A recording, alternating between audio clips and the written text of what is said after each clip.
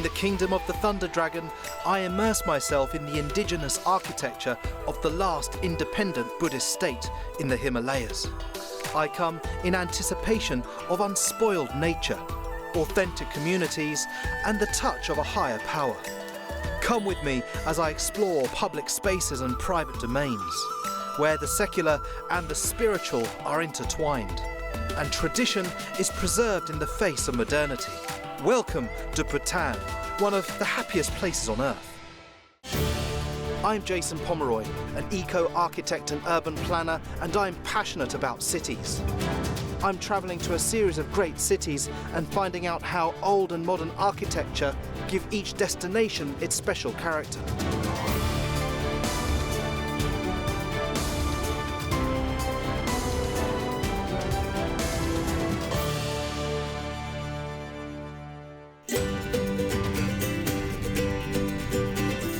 Bhutan should be of little consequence. Landlocked in the Himalayas, this little country has fewer than 1 million inhabitants. No traffic signals, no Western-style fast food, no shopping malls, and one airport serves a handful of planes. But Bhutan has a power beyond size. The terrain itself is one of astounding beauty, amplified by the magnificence of soaring peaks, verdant valleys, and gorges carved by swift flowing streams. Paro is a small town about 65 kilometers southwest of the Bhutanese capital, Thimphu. The country's only international airport is located here, making Paro the gateway into Bhutan, a kingdom where the constitutional monarchy is revered and the state religion permeates the culture. Now, what we need to bear in mind about Paro and Bhutan, for that matter, is that it runs on a dual system, one of this perfect symbiosis between religion and secularism. And I'm on a quest to see how the architecture embraces these two ideals.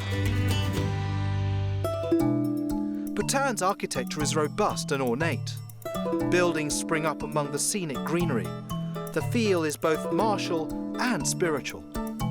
Masterpieces of indigenous design dot hilltops and valleys. You know, this picture postcard moment with the hills and wonderful chalets, you could almost imagine you being in Austria or Switzerland, but you suddenly realise that you're in Paro when you see structures like this. This is called a zong.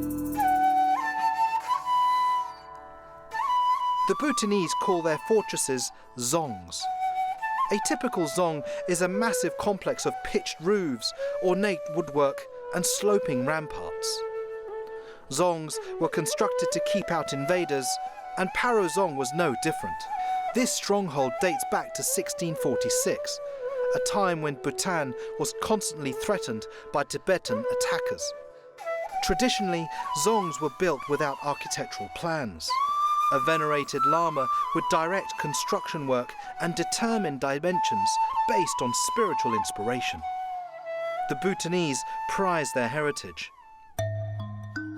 Khenpo Phuntsuk Tashi has been promoting that heritage since 1999 as the director of the National Museum.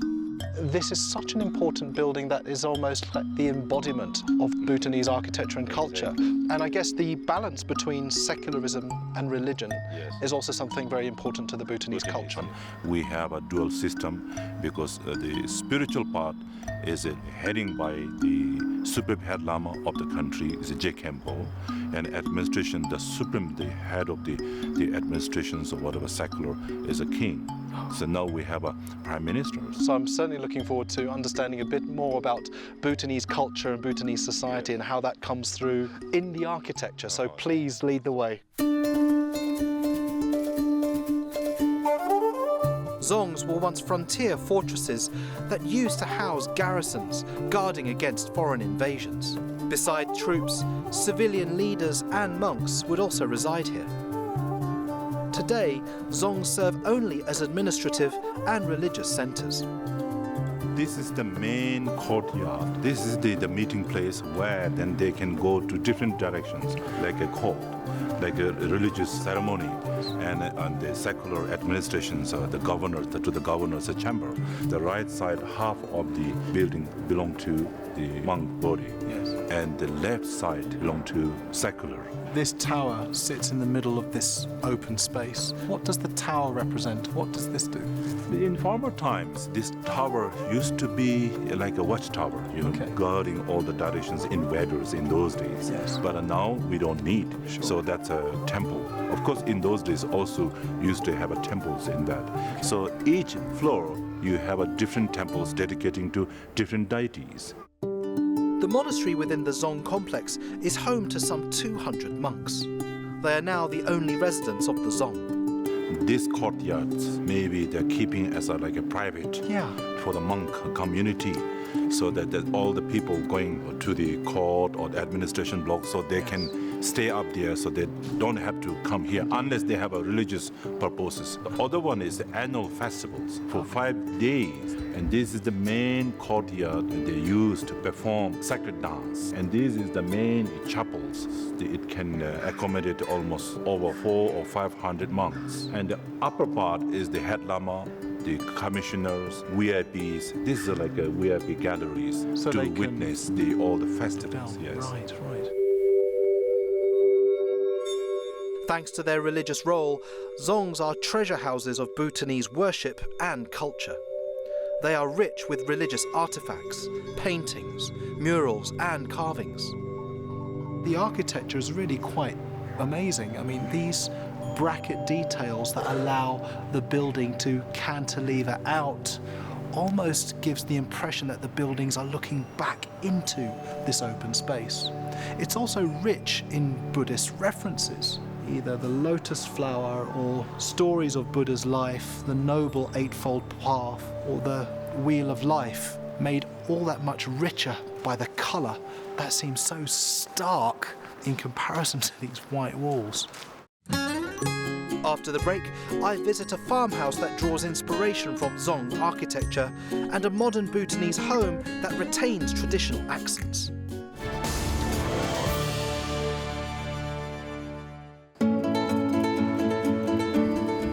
Paro Valley in southwest Bhutan stands 2,300 metres above sea level. Natural barriers have kept this magical land nearly pristine. The terrain demands that houses scatter and stand individually or gather in clusters. Bhutan has many marvels, but one of the most wonderful is also among the most ubiquitous: the farmhouse.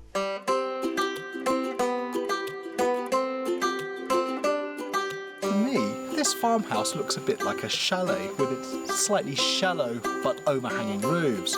It's almost like a scaled down version of a zong. But what I'm also hoping to see inside this farmhouse is that combination of religion and secularism. Would they have an altar place within the family unit?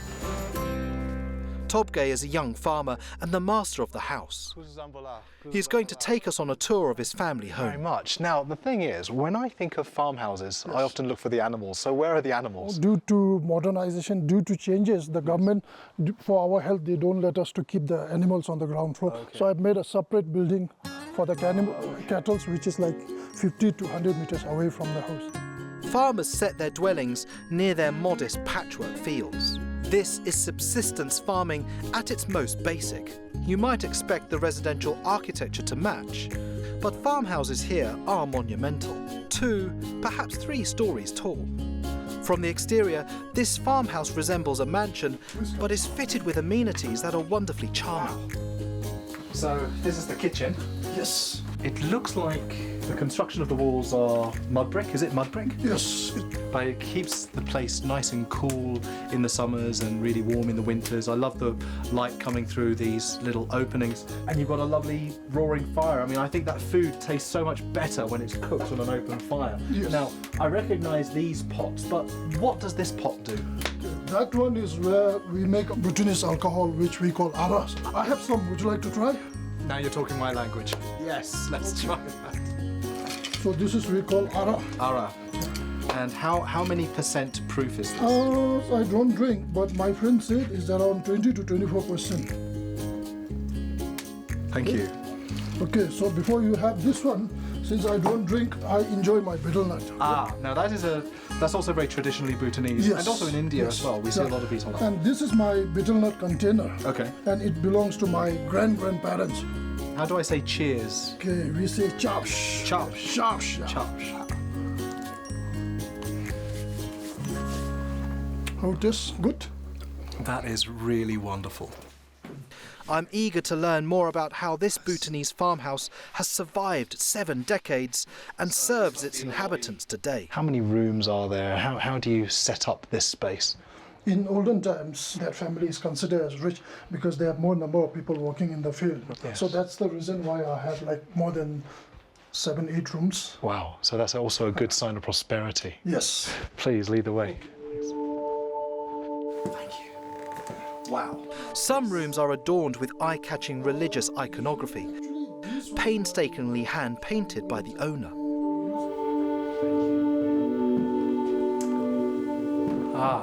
Another colourful room. This looks like it has a recess. What would have been here before? This was my altar room before, sir.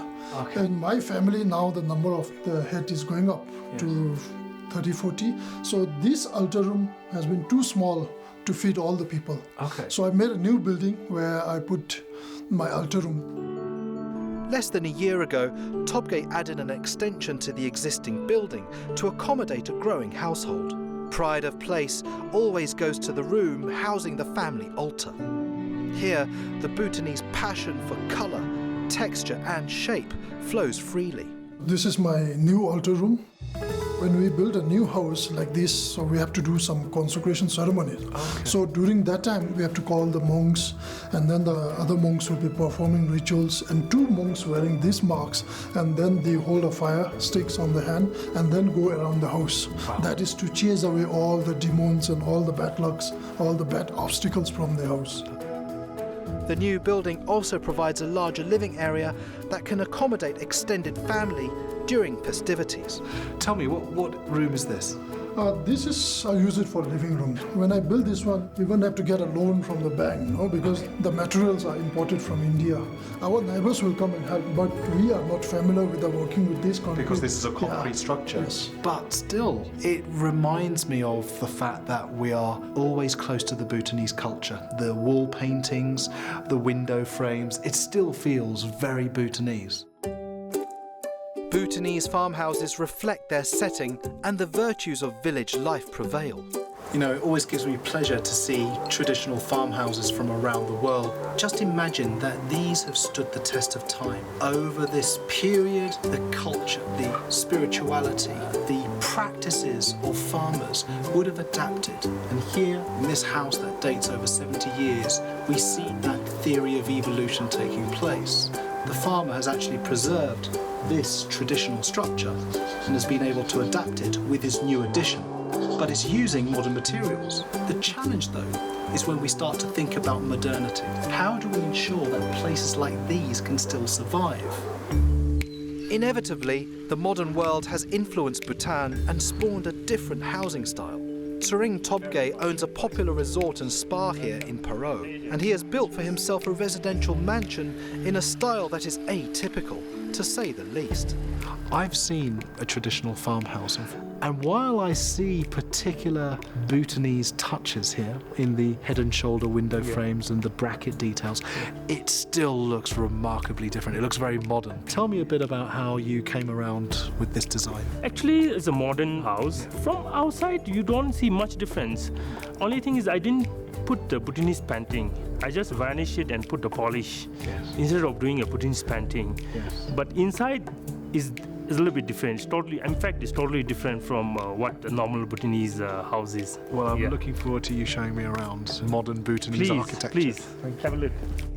Carrying on the Bhutanese architectural traditions, this house is built on a generous scale.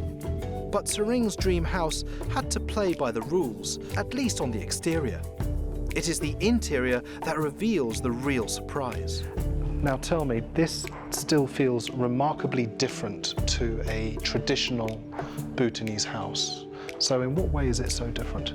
If you go to a Bhutanese house, Normally they tend to have a lot of rooms inside. Yes. Yeah, many rooms. But in my case, only one room in my house, because we try to have an open concept. And I think if you look around, you can see the difference, So in this house, I have only one bedroom with 2 toilets. Wow. Despite the chic, modern interiors, Sering kept to the traditions of an altar taking centre stage in the living area. Now this looks like a beautiful altar. Yeah, but in my case, I just have a simple one here with the Buddha statue. But I do the same thing in the morning, like I make a water offerings, burn incense, singing bowl, the prayer wheel. But his main altar room is a standalone structure built adjacent to the house. Why did you decide to build a separate altar house out here? I think the auspicious month, auspicious days, they do invite monks to chant. And during that time, sometimes we invite like 20 monks, 30 monks, and it's a bit messy in one house, That's why I decided to have it outside. Now tell me a bit about these 3. The middle one is a Buddha, and the other side is Guru Rinpoche, we call him, and we also consider him as a second Buddha. The third one is called Shabdung. He's a very great saint who came from Tibet, who unified our country, and that's why we also call him a unifier. That's remarkable. I mean, for me, it demonstrates this dual system in Bhutan. The fact that you've got religion and secularism working in harmony. I leave this modern property with an important realisation. The spiritual reigns in the secular, regardless of external influences. So what have I learnt about these 2 houses? Well, I certainly get the sense that both of them have sort of embraced the tradition. The government are trying to ensure that the tradition in architecture is maintained through planning legislation. This modern house also represents an opening up of Bhutan. Remoteness has long made Bhutan a destination for intrepid travellers, and those ranks are growing. When we return, I attempt to find my own spiritual centre and inner peace.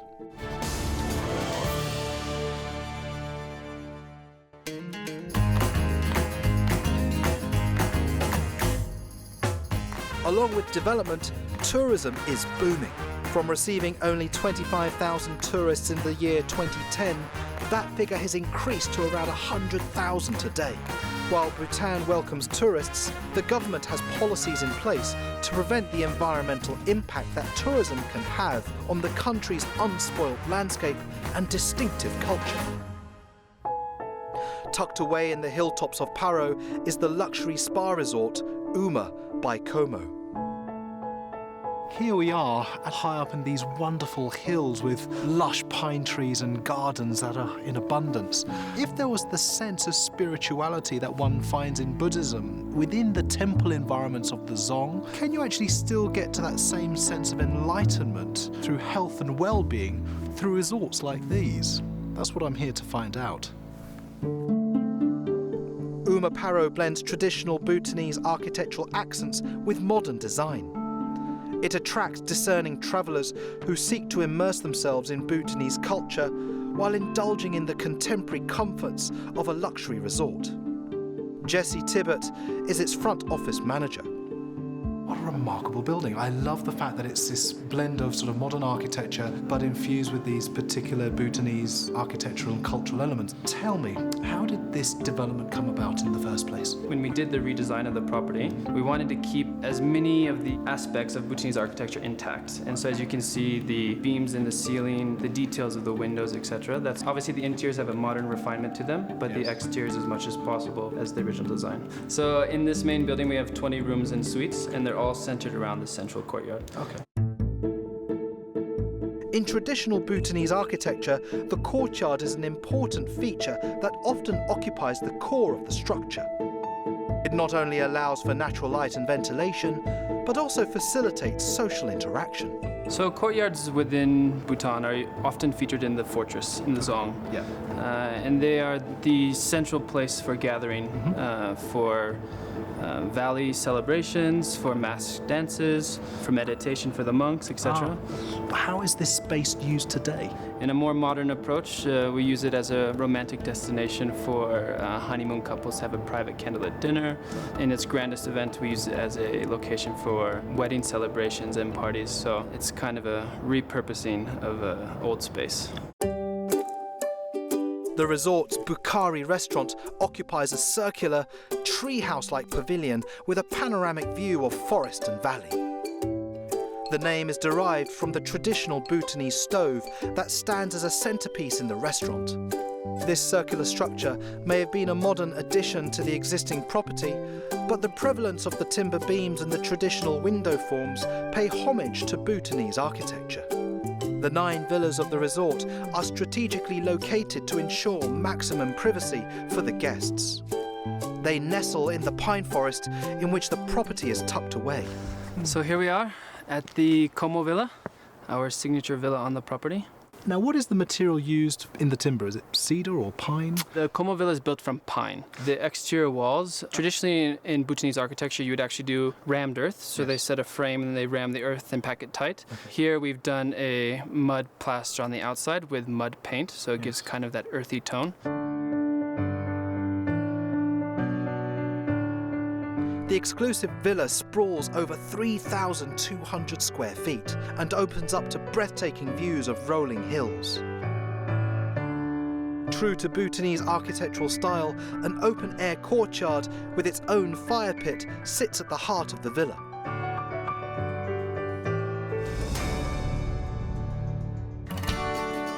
The Kingdom of the Thunder Dragon means to keep things that way, preserving a rare balance of spirituality and secularism, and welcoming strangers to a distant and deep experience of life. One thing I'm going to certainly take away is the importance of this structure here, the Zong, this fortress that would look over the district. Just look at the architecture around you, and you can actually see elements from this building being embodied in these various other dwellings. Whilst we have heritage over this side, over here we have the new city of Paro. And despite such modernity, it is still fiercely protective of its own cultural identity. Perhaps that is the secret of its success, the fact that secularism and spirituality doesn't need to actually have a dividing line between the two, they can live in symbiosis. And perhaps that is why there is the secret to the architectural success, and that is why the people are so happy.